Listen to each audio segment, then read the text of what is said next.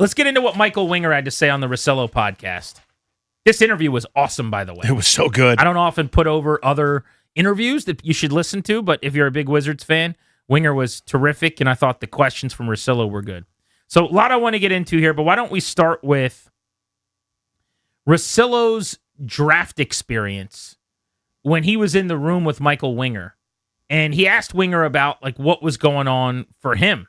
Winger had not been in the room as an executive with the Wizards. Dawkins had done it previously to no avail. So they sent the president, not the GM, Winger, to kind of get done what Dawkins couldn't, to win the lottery. And this was Winger on his experience inside the lottery drawing room as he found out the Wizards won the lotto and got 1-1. Once Byron started reading off the instructions, he asked everybody to take a seat and he starts reading the instructions.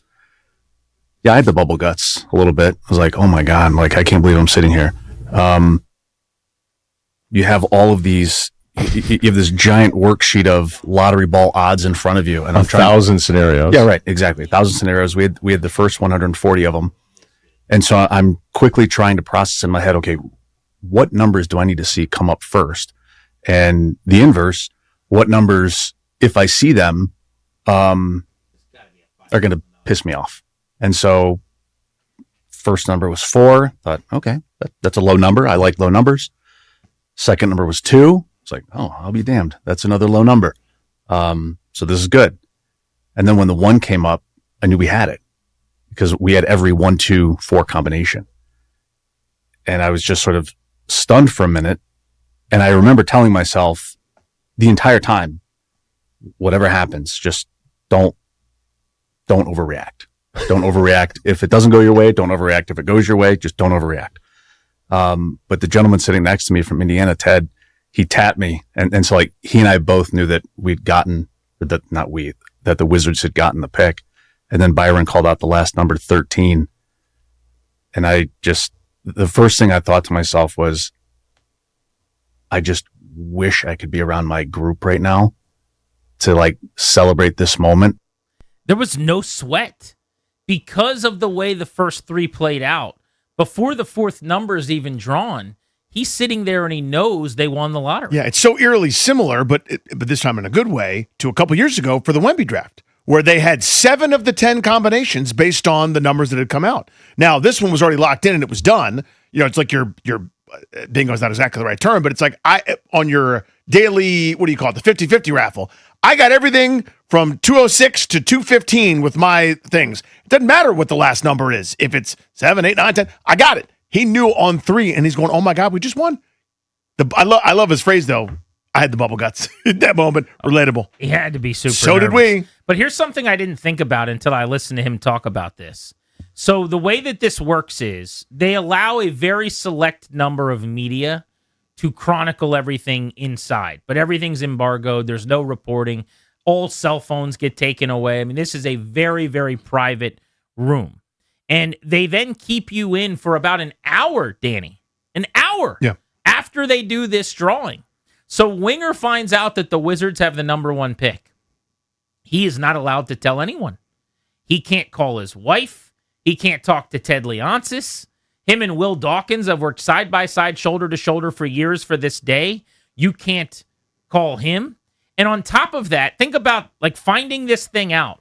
I think about in life the things I've been most excited about, like when my wife and I found out we were pregnant. And you can't call your parents yet, or you can't tell anyone for a couple of weeks. Now, I'm always the worst at that, by the way. Like, everyone's going to know within hours. My wife just knows.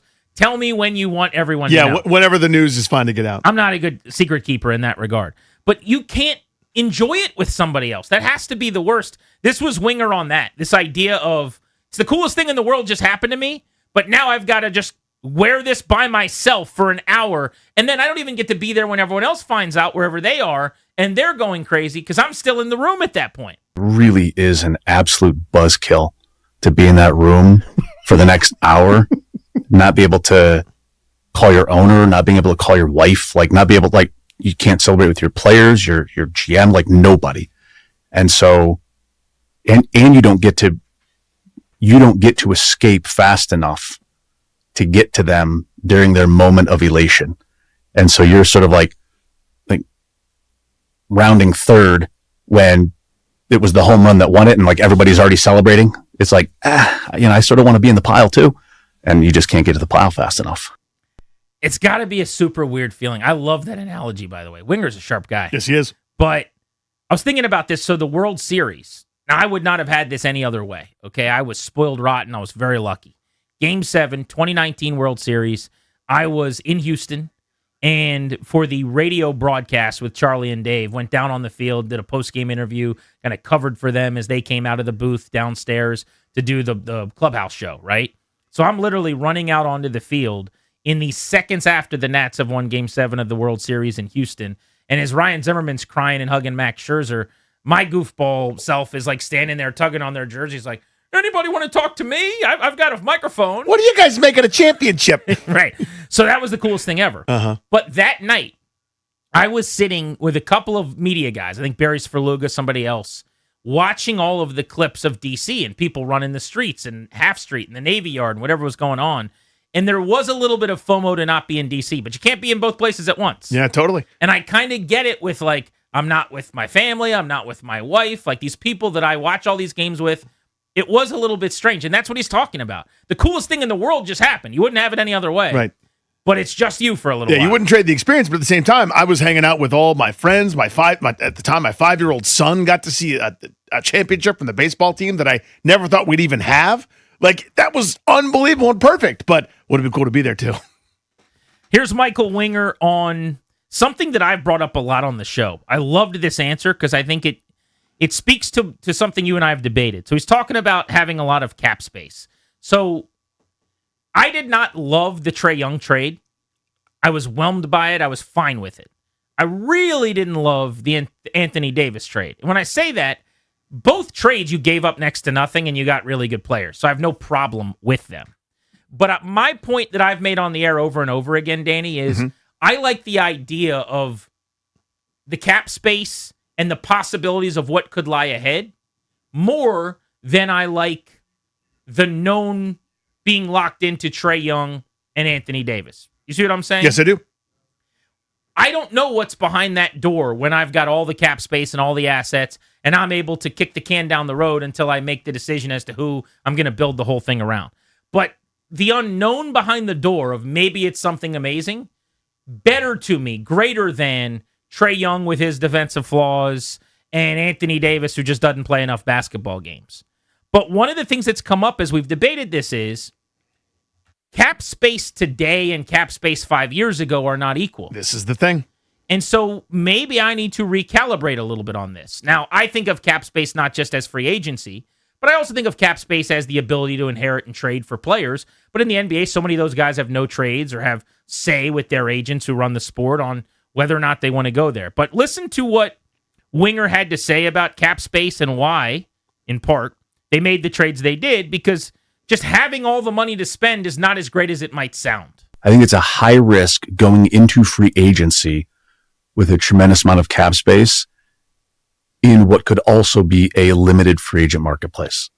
And so that was part of our analysis. That pie chart was, okay, if we don't do this deal with Trae and then we don't subsequently do the second deal with AD, what are we doing with this cap space?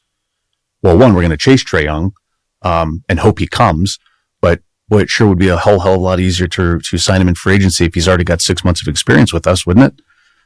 So that's partly why we traded for him. But there's got to be guys in free agency that are willing to come. Right. And you don't know that. You don't know. Yeah. You don't know.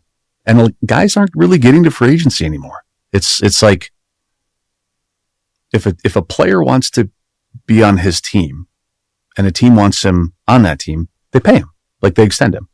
And so it's just not as prevalent as it used to be. Like you used to be able to go into free agency with a bunch of cap room and have meetings lined up and talk to stars, and they just don't get there anymore.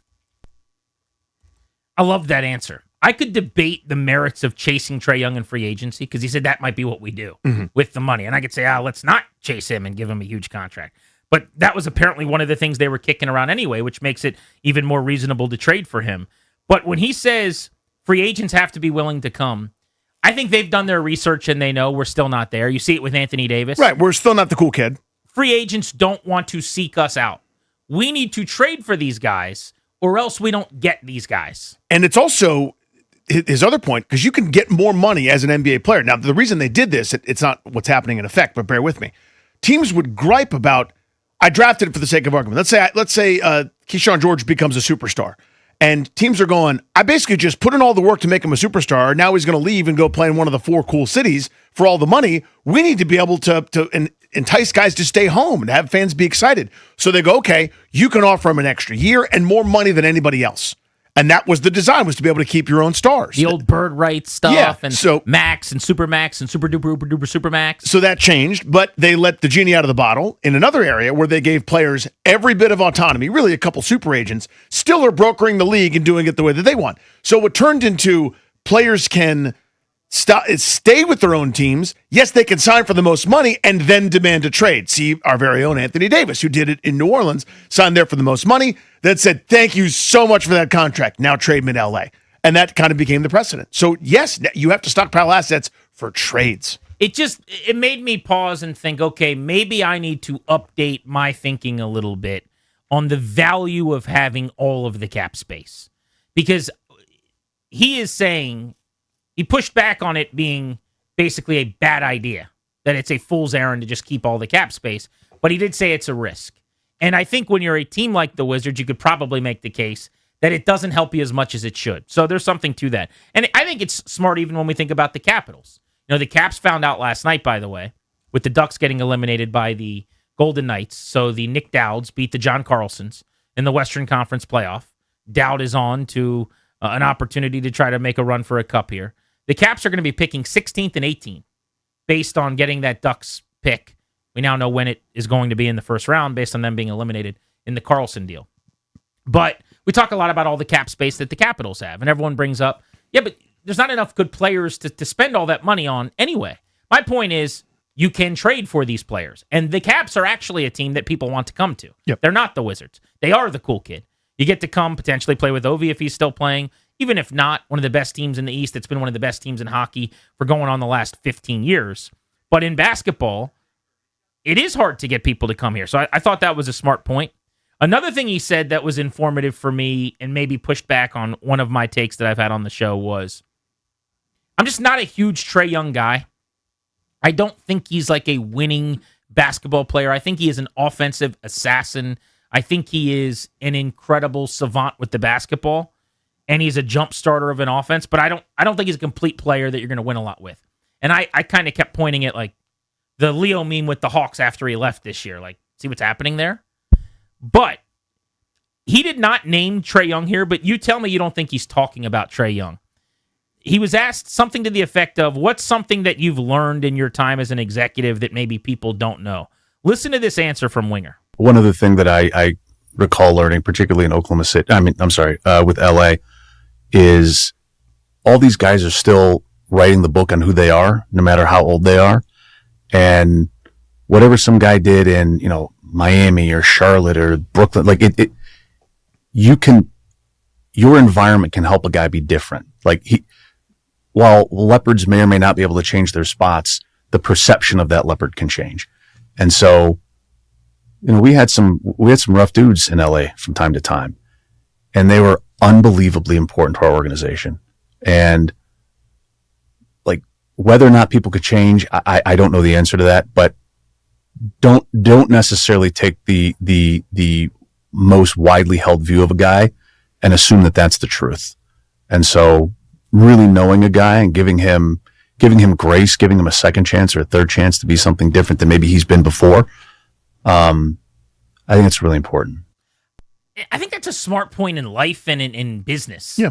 I mean, because someone is a malcontent and annoyed with their role here, and maybe an energy cancer or something, doesn't mean if you work with them at another radio station when they're happier and have a better role and a different lease on life or something, that they can't be the opposite of that, right? And I don't know, when I hear him saying that, I thought about Trae Young and the perceptions. I thought about Anthony Davis and the perceptions of him. And his point is just, when you're in a different situation with different people around you, you might become a different person. You might be a different, I don't just mean player, but personality in the locker room. Yeah, and let's say he is talking about Trae Young specifically. About the personality knock, where he's sort of thought is maybe detached a little bit and maybe not as into his teammates as maybe a true leader should be, et cetera. Who knows? Maybe it was a weird group of guys in Atlanta. You give him a chance to mature.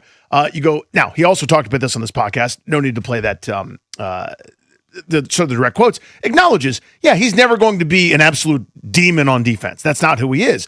But he's still a multi-threat on offense. He could do all these different things. And we would love for teams to go, let's attack Trae Young and go to the basket. We got a couple of the best erasers the sport has to offer back there.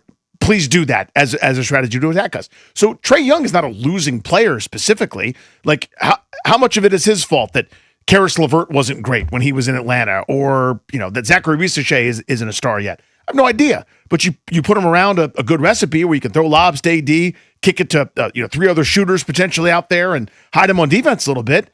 You could do a lot worse. But again, the thing I like the most, and we can get back to hearing from him, I just love how thoughtful everything is. Yeah. It is so well reasoned and planned. Even if you disagree vehemently with the viewpoint or the conclusion that it leads to, it is so clear that no, we thought about that too, and here's what the place we got to in a conversation. It just makes me so happy. He was also asked about Darren Peterson and the work they're going to have to put in to try to figure out what the heck happened to him at Kansas this past season. I want to play that clip next. We can also get into another fun question was like, how will he break a tie if AJ DeBonsa and Peterson are even on their board?